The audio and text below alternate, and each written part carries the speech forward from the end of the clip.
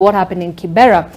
Arsonists had battled protesters all day. This is according to what residents said. So what started as a normal day of protest turned into a night of arson, tears and death as machete-wielding goons torched market stalls in a church in the Olympic area of Kibera in Nairobi. You have Idris Ahmad, who's an imam at the local mosque, said one man had been shot dead during the attack and two others were nursing gunshot wounds. The fire that began around 7 p.m. left a trail of destruction at the Presbyterian Church of East Africa, where the arsonists had gained access and destroyed property whose value is yet to be established at this point. Noordean, looking at all this, so much has happened. And we're dating it back to the first day of the protest, which was Monday last week. And this Monday, it was much more intense than what we had anticipated. What do you read from, what is your assessment of the situation on the ground right now? You see, first and foremost, I saw the directions from the ODPP to the police asking them to do investigations. But as per your daily, I think you've actually done your own investigations, which we are waiting to see what the police will do. Because at the end of the day, if at all investigations need to be done, then there are those people who should be seen as people of interest. They have leaders who made certain comments over the weekend. We have issues where, as we can see, it was planned, and we are being told the police knew about it and nobody did anything about it. So the question is, when this government came into office, it told us that they will not use state agencies or police to actually interfere with political issues. But we're here to get a full report from the investigative agencies as well on the scene. Yes, so this is just an investigation that was done by you see, the sad reality is that when it took, the number of hours it took before the police actually went to the scene. You see, when you read the statement, the IG says that they responded swiftly to Spectra and the Northlands farm. But the reality is on the ground that they went yesterday. So you ask yourself, was it planned?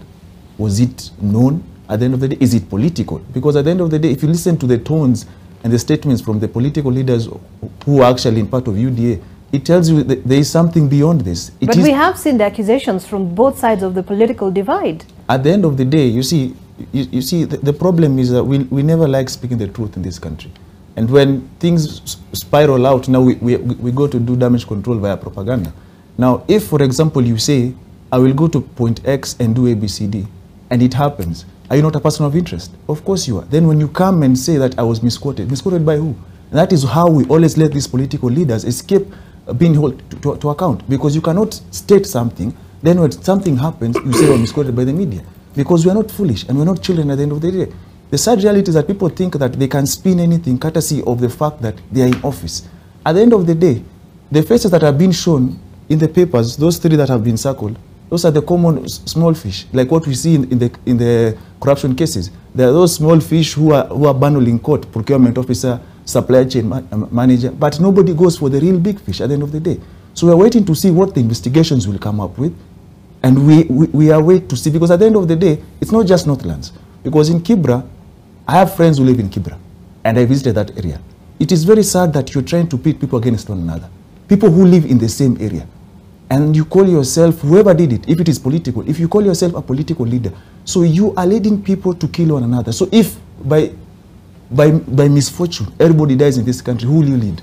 That is what we call political bad manners. Because at the end of the day, we need to hold these people accountable. Because when you issue insightful comments, for example, and nothing is done, we've seen NCIC talking right now. They say they have summoned them and what have you. And that NCIC is a toothless organization. It can't do anything at the end of the day. We are waiting to see what the IG, because we've seen him to come out and he's bold and has a lot of bravado. We're waiting to see what will happen beyond today and the course of the week, because heads have to roll.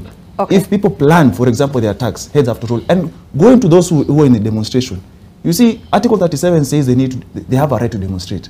But at the end of the day, it needs to be peaceful and unarmed. Now the challenge, but that is not exactly what we saw. Exactly. So then we've seen a blame game, right? Yes.